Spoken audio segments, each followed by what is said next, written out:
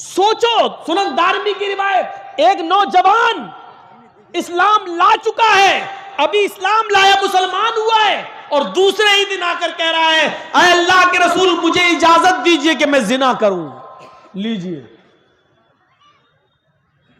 مسجد نبوی میں بیٹھا ہے اور کیا کہہ رہا ہے؟ مجھے اجازت دے دیجئے، ایک لڑکی سے میری دوستی ہے، میں اس کے ساتھ زنا کرنا چاہتا ہوں. اجازت کس سے مانگ رہا ہے؟ دو چیزیں سمجھ لیجئے. اجازت کس سے مانگ رہا ہے؟ جو دنیا میں اللہ کے بعد سب سے بڑا درجہ کس کا ہے؟ محمد رسول اللہ کا. اجازت کس سے مانگ رہا ہے؟ دنیا کی سب سے بڑی ہستی سے. اور اجازت کس چیز کی مانگ رہا ہے؟ زنا، سب سے گندے کام کی. سوچئے، اجازت کس کی مانگ رہا ہے؟ سب سے گندے کام کی. اور اجازت کس سے مانگ رہا ہے؟ دنیا کی سب سے بڑی ہستی سے. آپ مولانا جرجیز کو دیکھیں گے بیڑی پیتے ہوئے آ رہے ہیں، جرجیز صاحب کو دیکھیں گے مولانا آ رہے ہیں، دبا دیا. بہت کم لوگ ایسے ہیں جن کے پاس اتنا بڑا دل و گردہ ہو کہ جرجیز صاحب کے سامنے تمباکو کھا رہے ہیں. اور کچھ تو دل والے اتنے بڑے ہیں کہ اللہ کا ڈر نہیں تو ان کا ڈر کیا ہے. ایسے بھی لوگ دنیا میں پڑے ہوئے ہیں. وہ تو زنا کی اجازت مانگ رہا ہے. صحابہ گھور رہے ہیں، ہٹ چپ.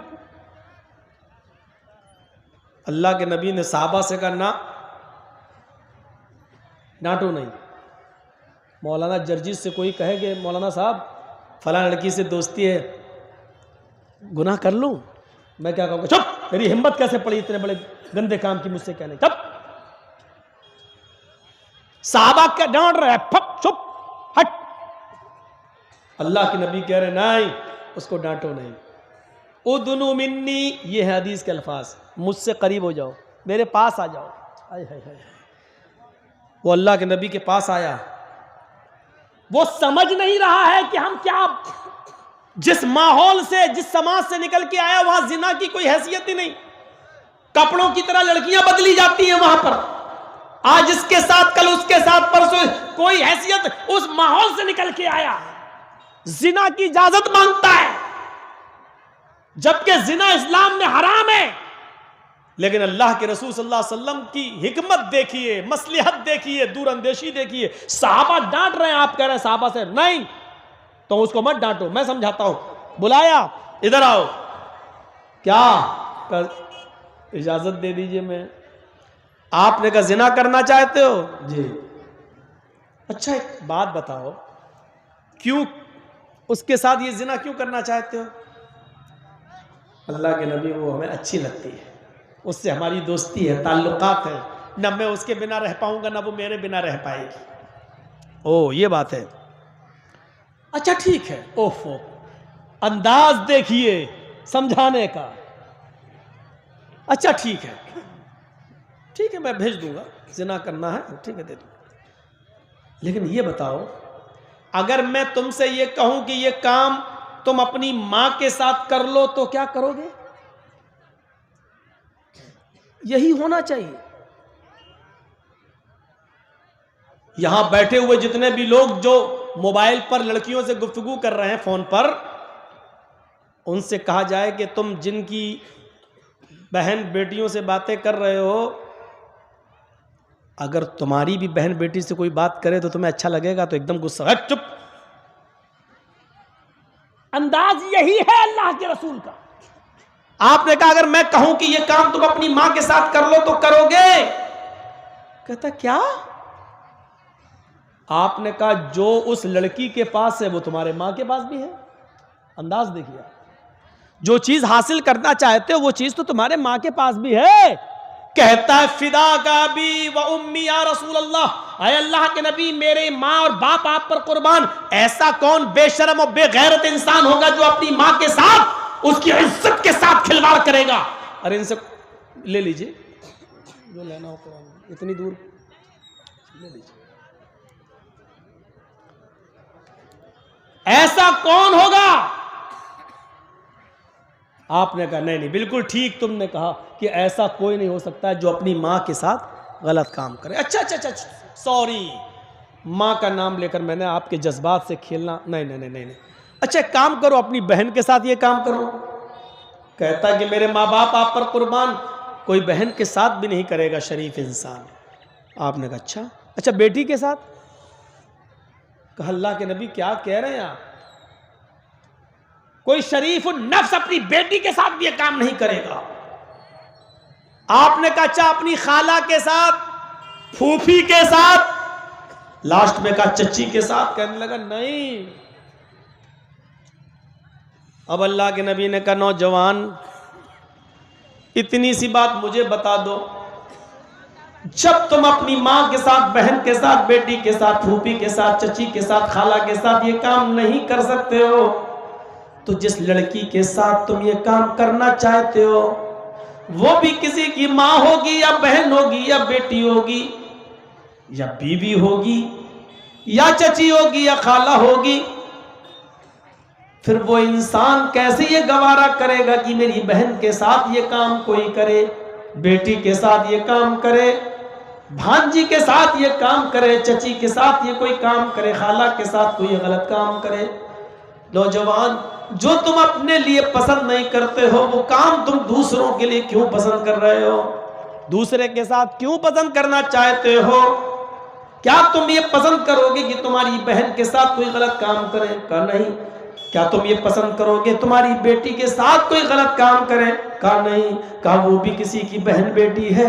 اتنا کہنا تھا اس نوجوان کا کے اندر زنا کا جنون نکل جاتا ہے اور کہتا کہ میرے لیے دعا کیجئے اللہ تعالیٰ مجھے زناکاری سے بچائے، محفوظ فرمائے. اللہ کے نبی صلی اللہ علیہ وسلم نے اس کے سر پر ہاتھ رکھ کر فرمایا کہ اللہ اس نوجوان کی نظروں کی حفاظت فرما. اس نوجوان کا بیان ہے کہ اللہ کے نبی صلی اللہ علیہ وسلم نے صرف یہ کہا تھا کہ اللہ اس نوجوان کی نظروں کی حفاظت فرما. اللہ تعالیٰ نے زنا تو چھوڑو، اس دن کی تاریخ سے اس دعا کا اثر یہ ہوا کہ میں نے اس دن کی ڈیٹ سے، اس دن کی تاریخ سے کسی بھی حرام چیز کو نہیں دیکھا. اب آپ بتائیے کہ آپ اس کو کہہ دیتے اے زنا کی اجازت مار تو کیا ہوتا ہے؟ ڈانٹ رہے ہیں پھر جاؤں گا زنا، تو وہ زنا نہیں چھوڑ پاتا. حکمت دیکھیے، دور اندیشی دیکھیے اور عقل مندی دیکھیے. شریعت نے کبھی نہیں کہا کہ عقل مندی چھوڑیے. کبھی کبھی عقل مندی اس بات کے لیے مجبور کر دیتی ہے کہ ایسا کرو. ایک نوجوان، ایک بدوی دیہاتی آیا اور مسجد نبوی میں آ کر بیچوں بیچ میں پیشاب کرنے لگا. اللہ کے رسول وہاں بیٹھے ہیں، صحابہ کرام کے ارد گرد، اور وہ پیشاب کرنے لگا. آپ کی مسجد میں کوئی پیشاب کر دے، مسجد تو چھوڑو مسجد کے باہر بھی کوئی پیشاب کرے تو آپ اس کو لاٹھی ڈنڈے لے کے دوڑنے لگیں گے. صحابہ کرام نے دیکھا ایک دیہاتی مسجد میں پیشاب کر رہا، وہ بھی ایک بیچوں بیچ میں، وہ اٹھے مارنے کے لیے. آپ نے کہا نہیں، کہو پیشاب کر رہا. آپ نے کہا کر لینے دو. کہ اللہ کے نبی مسجد ناپاک ہو جائے گی. آپ نے کہا ہو جانے دو، تم ادھر آؤ، کر لینے دو. اس نے دیکھا نہیں ماننے تو نہیں آ رہا، کرتا جا رہا ہے. اب وہ کر رہا ہے. اچھا یہ بتائیے اگر اسی کنڈیشن میں اس کو دوڑا دیا جاتا تو کیا ہوتا؟ پیشاب رکتا تو ہے نہیں. اب وہ جب کرنے ہی لگا اسی حال میں اب اس کو بھگایا جاتا تو کیا ہوتا؟ کر رہا، پھر ادھر ٹپکا، پھر بھاگا ادھر گرا، پھر بھاگا ادھر گرا. تو ابھی تو ایک حصہ ناپاک ہو رہا ہے، پھر کتنے حصے ناپاک ہوتے ہیں، کتنی جگہ پیشاب گرتا اس کا. تو آپ نے کہا نہیں کر لینے دو. کر لیا. اب وہ کر لیا تو ڈر رہا کہ اب کیا ہوگا، اڑ نہیں رہا. آپ نے کہا پیشاب کر کے ادھر آؤ. وہ اللہ کے نبی کے پاس آیا. آپ نے کہا بیٹھو. وہ بیٹھ گیا. آپ نے اسی کی آنکھوں کے سامنے صحابی کو جو مارنے کے لیے دوڑ رہے تھے اس سے کہا پانی کا ایک ڈول بالٹی لے کر جہاں اس نے پیشاب کیا وہاں ڈال کر اس کو دھل دو. اب سوچو ہم جس کو مارنے جا رہے اور ہم سے کہا جائے دھل دو تو کیا ہوگا؟ ہم ہی اس کو مارنا چاہتے ہیں اور ہم سے ہی کہا جائے اس کا پیشاب دھلو تو غصہ آئے گا. لیکن صحابہ کرام کو غصہ نہیں تھا. کیوں؟ کیونکہ اب وہ اس لیے نہیں دھل رہے کہ وہ اس کو مارنا چاہتے تھے، اس لیے دھل رہے کیونکہ جناب محمد رسول اللہ کا حکم ہے. یہ سوچ تھی ان کی. اچھا آپ کا اس کا پیشاب دھو رہے ہیں، دل میں چاہے جو بھی ہو لیکن حکم ہے نبی کا دھو رہے ہیں.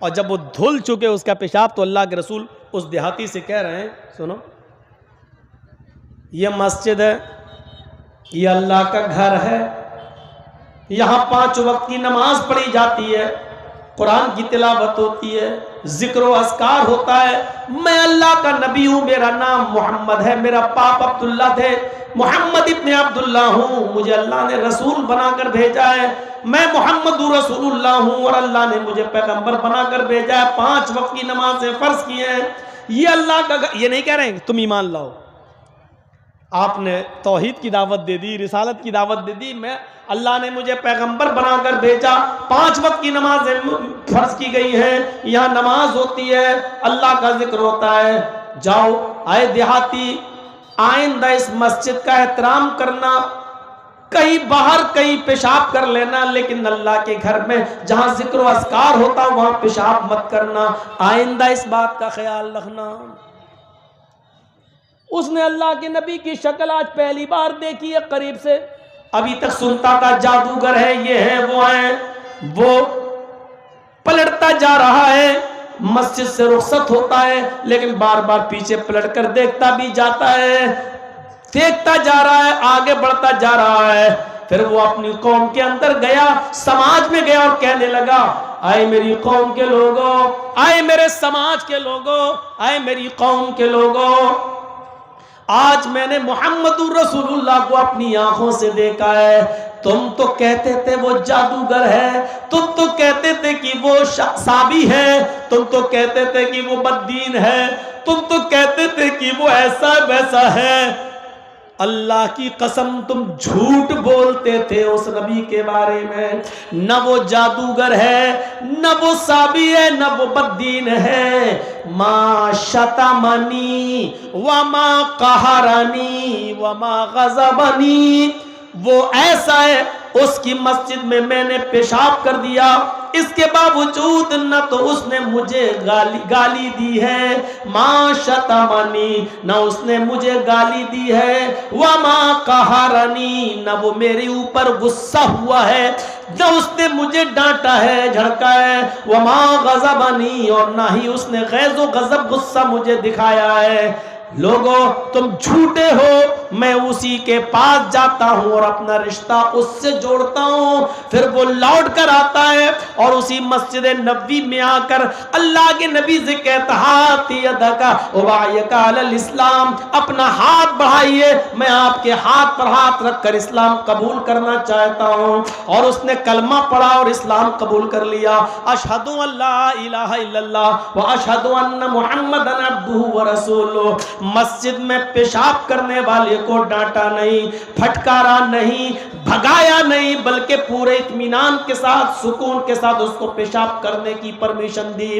پرمیشن دینے کے بعد بھی اس سے اس کی گندگی نہیں دھلوائی, بلکہ صحابہ سے کہا اپنا اخلاق دکھلاؤ, اپنا کردار دکھلاؤ. صحابہ نے اپنے ہاتھ سے اس کی گندگی صاف کر دی.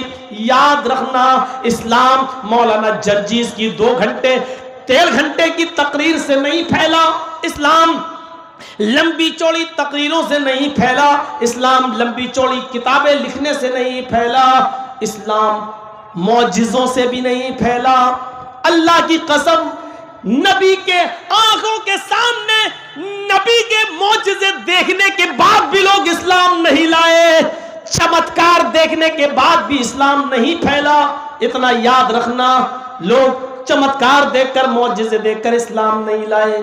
3 جنگ خندق کھودنے والے 300 صحابہ ہیں. حضرت جابر جب ان کو اپنے گھر لے گئے, ایک ہی بکری تھی, اللہ کے نبی صلی اللہ علیہ وسلم نے 300 صحابہ کو ان کے گھر لے جا کر کھانا کھلایا. بس اتنا کہا, اے جابر کی بیوی, ہانڈی میں جھانک کر مت دیکھنا, اپنے ہاتھ سے سالن نکالتے جانا اور روٹی بناتے جانا.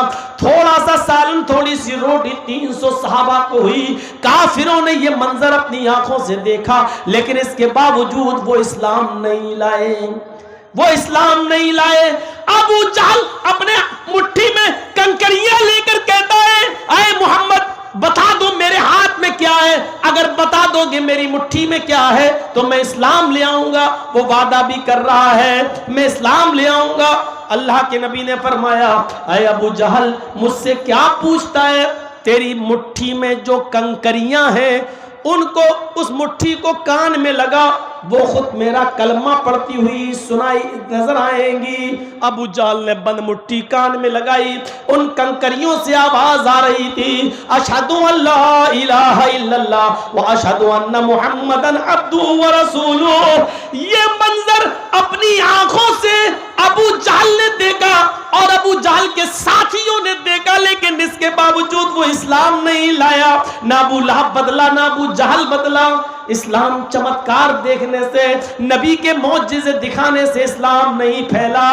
ایک موقع پر صحابہ پیاسے ہیں، اللہ کے نبی صلی اللہ علیہ وسلم نے دعا کی اور آپ کی 5 انگلیوں سے پانی کا چشمہ بہنے لگا اور آپ کی انگلیوں سے پانی بہتا ہوا سارے صحابہ نے پیا اور اپنی پیاس بجھائی۔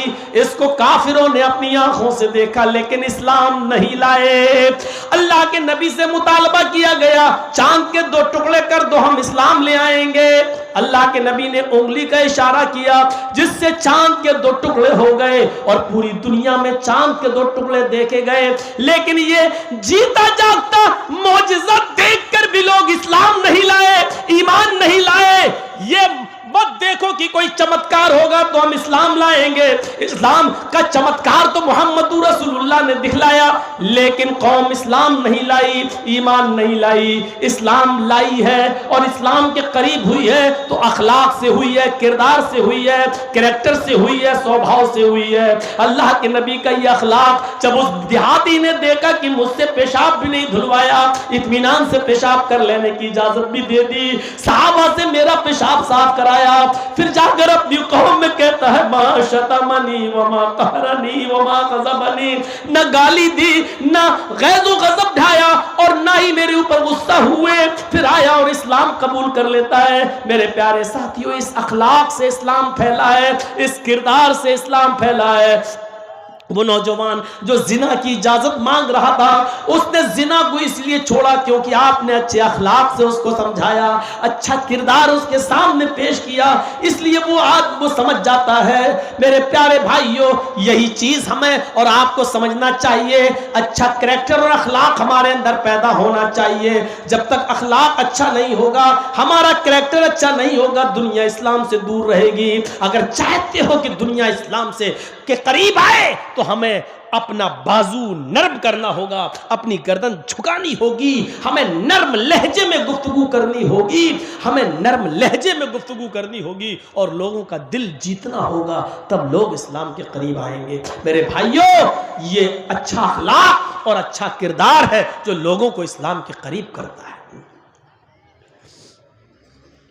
اچھا اخلاق ہونا چاہیے، اچھا کردار ہونا چاہیے۔ تکبر اخلاق کا سب سے بڑا دشمن ہے۔ جب یہ آ جائے آپ کے اندر کہ میں کچھ ہوں تو یاد رکھیے آپ اچھا اخلاق پیش نہیں کر سکتے۔ نبی اکرم کے اخلاق کا یہ حال تھا۔ حضرت انس جنہوں نے 10 سال نبی کی خدمت کی، 10 سال تک نبی کے لیے وضو کا پانی بھر بھر کر لائے اور نبی کو دیا۔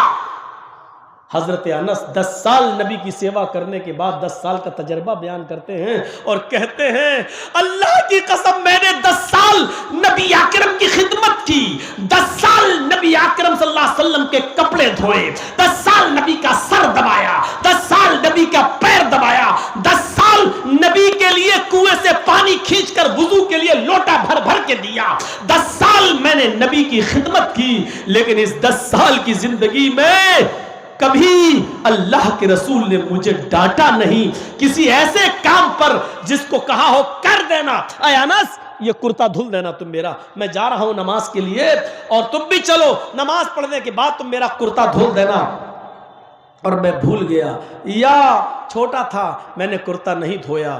آئے شام کو عصر کی نماز پڑھ کر کہا انس کرتا دھل دیا؟ میں نے کہا نہیں، مسکرا کے رہ گئے۔ کبھی یہ نہیں کہا کہ تم نے یہ کام کیوں نہیں کیا، اور کسی کام کو منع کیا کہ یہ مت کرنا، لیکن میں کر گیا تو کبھی مجھ سے یہ نہیں کہا کہ یہ کام تم نے کیوں کیا. یہ 10 سال کی زندگی ہے اور یہ وہ بتا رہا ہے جس نے 10 سال نبی کے جوتے صاف کیے ہوں, جس نے 10 سال نبی کا پیر دبایا ہو, جس نے 10 سال نبی اکرم کے کاندھے سے کاندھا ملا کر چلا ہو, نبی کا خادم جس نے 10 سال نبی کی خدمت کی ہو. یہ وہ کہہ رہا ہے کہ 10 سال میں نے نبی کی خدمت کی, میرے نبی نے کبھی ڈانٹا نہیں, کبھی پھٹکارا نہیں, کبھی ہم کو کبھی یہ نہیں کہا کہ یہ کام کیوں کیا, اور کبھی یہ نہیں کہا کہ یہ کام کیوں نہیں کیا. یہ اخلاق تھا جناب محمد رسول اللہ. وہی انس بیان کرتے ہیں کان رسول اللہ صلی اللہ علیہ وسلم یعود المریض ویشہد الجنازہ ویرکب الحمار ویجیب دعوت العبد. بخاری شریف کی حدیث کے الفاظ ہیں, یہ حضرت انس بیان کرتے ہیں کہ اللہ کے رسول صلی اللہ علیہ وسلم کی اخلاق کا حال یہ تھا کہ کان یعود المریض, کوئی بھی بیمار ہو, چھوٹا ہو یا بڑا, آپ اس کی عیادت کے لیے چلے جاتے تھے, اس کی تیمارداری کرنے جاتے تھے. اور صرف یہ نہیں کہ وہ مسلمان ہو, اللہ کے رسول یہودی اور عیسائی اور مجوسی کی بھی عیادت کرنے جاتے تھے. ایک 12 سال کا بچہ بیمار تھا یہودی کا, آپ اس کی بھی عیادت کرنے چلے گئے, اس کے پاس بیٹھ گئے. وہ بیمار اتنا تھا کہ آخری سانسیں لے رہا تھا, کر رہا تھا, اس کی روح نکلنے والی تھی. آپ اس کے سرہانے پر بیٹھ گئے, اپنا ہاتھ اس کے سر پر رکھا, وہ اللہ کے رسول کو دیکھنے لگا, پھر اپنے باپ کی طرف بھی دیکھتا جا رہا تھا, پھر نبی کو دیکھنے لگتا ہے, مسکرا رہا ہے. اللہ کے رسول نے اس سے کہا قل لا الہ الا اللہ, اگر تمہارا دل ہو, اگر تمہاری مرضی ہو, اگر تم خوشی خوشی اگر کلمہ پڑھنا چاہتے ہو تو پڑھ لو, لا الہ الا اللہ کہہ دو. اس کا دل پہلے سے نبی کی طرف تھا, لیکن وہ اپنے باپ اور اپنی ماں کی وجہ سے اور خاندان کی وجہ سے وہ 12 سال کا بچہ اسلام نہیں قبول کر سکا. آج موت کے منہ میں ہے, آخری سانسیں لے رہا ہے, اللہ کے نبی اس کے سرہانے بیٹھے ہیں اور کہہ رہے ہیں کہ اگر تمہاری مرضی ہو اور خوشی خوشی پڑھنا چاہتے ہو تو پڑھ دو. اس نے اپنے باپ کو دیکھا, اس کے باپ نے سمجھ لیا میرا بیٹا محمد رسول اللہ کی تعریف کرتا رہا, ہمیشہ ان کی باتیں سن کر آتا تھا اور تعریف کرتا تھا. آج آخری وقت میں اپنے بیٹے کا دل کیسے توڑ دوں. کہا بیٹے ابو القاسم کی اطاعت کرو, جو کہہ رہے کرو, تم پڑھنا چاہتے ہو پڑھو, آج میں تمہیں نہیں روکوں گا. بچہ خوشی میں کلمہ پڑھتا ہے, اشہد ان لا الہ الا اللہ وان محمدن عبدہ ورسولہ, اور یہ کلمہ پڑھتے ہی اس کا انتقال ہو جاتا ہے, اس بچے کی روح نکل جاتی ہے. اللہ کے رسول صلی اللہ علیہ وسلم کی آنکھوں میں آنسو آتے ہیں, فرط محبت میں آنسو آ گئے اور کھڑے ہو کر کہنے لگے الحمدللہ الذی انقذہ من النار. تمام تعریفیں اس اللہ کے لیے ہے جس نے آخری وقت میں اس بچے کو جہنم کی آگ سے بچا لیا ہے, جس نے جہنم سے نجات عطا فرمائی, یعنی توحید پر مرنے کے, اس کی کلمے پر اس کی موت ہوئی آخری وقت میں. تو آپ کی حالت یہ تھی کہ آپ یہودی اور عیسائیوں کے بھی جنازے میں آپ ان کی بھی عیادت کرتے تھے. تکبر نہیں تھا. ہمارے ہاں امیر آدمی بیمار ہو تو جاتے ہیں, غریب ہو تو اس کو کوئی دیکھنے کے لیے نہیں جاتا. میرے بھائیوں, مریض کی عیادت کرو, اس کو تسلی دو, اس کو تشفی بخش جواب دو, اور عیادت میں وہ ساری چیزیں شامل ہیں جس کی اس کو ضرورت ہے. مان لو غریب آدمی ہے, آپریشن ہونا ہے, بہت پیسے لگنا ہے, تو اس کی مدد بھی کرو ہے کہ لو یہ, اور دوسروں سے بھی کرواؤ, کیونکہ یہی عیادت ہے اور یہی تیمارداری ہے. میرے بھائیوں, اللہ کے رسول مریض کی عیادت کرتے تھے, چھوٹا بڑا نہیں دیکھتے تھے. وَيَشْهَدُ الْجَنَازَةَ, اور جنازے میں بھی شرکت کرنے جاتے تھے. کسی کا بھی جنازہ ہو آپ اس میں شرکت کرتے تھے. یہاں تک کہ ایک یہودی کا جنازہ آ رہا ہے, اللہ کے نبی صحابہ کے ساتھ بیٹھے ہیں, یہودی کا جنازہ آیا, آپ اس کو دیکھ کر کھڑے ہو گئے. یہودی کا جنازہ دیکھ کر کھڑے ہو گئے. پوچھا گیا اس کے جنازے کے گزرنے کے بعد, اے اللہ کے رسول مرنے والا تو یہودی تھا, آپ اس کو دیکھ کر بھی کھڑے ہو گئے. اللہ کے نبی نے فرمایا مرنے والا کون تھا یہ مجھے زیادہ اہمیت نہیں دیتا ہے, کون مرا اس سے مطلب نہیں، میں تو یہ جانتا ہوں کہ مرنے والا انسان تھا۔ ہم انسانیت کے احترام میں کھڑے ہوئے ہیں، اس کے گھر والوں کو اس کے مرنے کا غم ہے، ہم اس کے غم میں شریک ہوئے ہیں۔ تو میرے بھائیوں، یہ تعلیم دی ہے محمد رسول اللہ نے، غیر مسلموں کے جنازے میں شرکت کر سکتے ہیں آپ، ان کے پیچھے پیچھے چل سکتے ہیں آپ، لیکن ہاں اگر شمشان گھاٹ جانے کے بعد آپ وہاں بھی جا سکتے ہیں، لیکن اگر کوئی یہ کہے کہ مردے کو آگ لگاؤ، آپ اگنی دے دو، تو یہ کام آپ نہیں کر سکتے ہیں، کیونکہ کسی کو جلانے کا حق اللہ تعالیٰ نے ہمیں اور آپ کو نہیں دیا ہے۔ آپ صاف طور پہ کہہ دیجئے ہمارے مذہب نے زندہ ہو یا مردہ کسی کو بھی جلانے سے منع کیا ہے۔ سوچو، اسلام کسی دشمن کو بھی میدان جنگ میں کوئی کافر اگر مر جائے اور آپ کی تلوار سے قتل کر دیا جائے تو مرنے کے بعد اس کافر کو بھی آگ سے جلانے کا حکم نہیں دیا ہے، کہا کہ کسی لاش کا مسئلہ نہ کرو، مار دیا ٹھیک ہے، لیکن مرنے کے بعد اس کی ناک کاٹو، اس کا ہاتھ کاٹو، اس کا پیر کاٹو، اس کی زبان باہر نکالو یا اس کا بھاری پتھر سے سر کچلو، اس سے منع کیا ہے۔ فرمایا لاش کا مسئلہ نہ کرو، لاش کی شکل مت بگاڑو۔ آج دنیا میں ایسے ہتھیار ایجاد ہو چکے ہیں کہ جو اگر کسی انسان پر گر جائیں تو ان کی شکلیں مسخ ہو جاتی ہیں، جیسے رشیا یوکرین کے اوپر کر رہا ہے، ہڈیاں تک کا سرما بن جاتا ہے۔ اسلام کی نظر میں ایسے ہتھیار اور ایسے ہتھیار کو استعمال کر کے مارنا یہ سب جرم ہے، جرم عظیم ہے میرے بھائیوں، لیکن سکون نہیں ہے۔ آج ایسے ہتھیار استعمال ہو چکے ہیں، ایسے ہتھیاروں کا ایجاد عمل میں آ چکا ہے کہ میرے بھائیوں کہ منٹوں میں نہیں سیکنڈوں میں میرے بھائیوں کسی کی ہڈیوں تک کو پیس کر رکھ دو، اس کی شکل تک بگاڑ دو۔ اسلام نے شکل بگاڑنے سے بھی منع کیا ہے کہ آپ نہیں بگاڑ سکتے ہیں۔ تو آپ سب کے جنازے میں بھی شرکت کرتے تھے، بلکہ اپنے دشمن عبداللہ ابن ابی کے جنازے تک میں شرکت کرنے لگے۔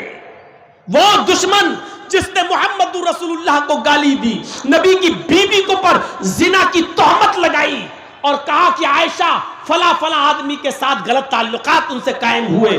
حضرت عائشہ کی برات میں پاک دامنی میں اللہ نے سورہ نور کے اندر 18 آیتوں کو نازل فرمایا۔ میرے بھائیوں، وہ عبداللہ ابن ابی جو نبی کو نبی کی بیوی کو گالی دیتا تھا لیکن مر گیا، تو اس کا بیٹا کہنے لگا کہ اللہ کے رسول آپ اپنی قمیص